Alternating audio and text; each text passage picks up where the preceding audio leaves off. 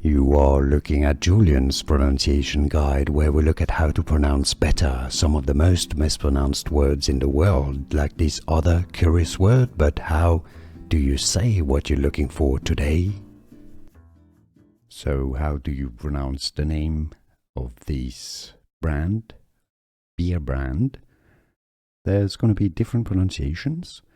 It's from Belgium. It's an abbey and brewery as well.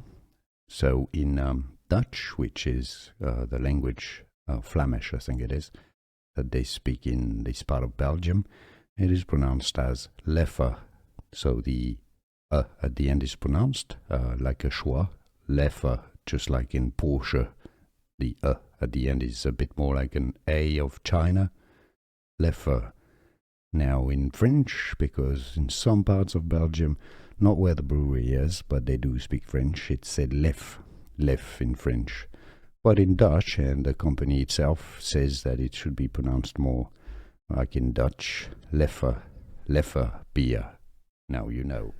Here are more videos on how to pronounce more confusing words and names too many mispronounced. Like this video if you found it useful. I appreciate your support. I'll see you soon and thanks for watching.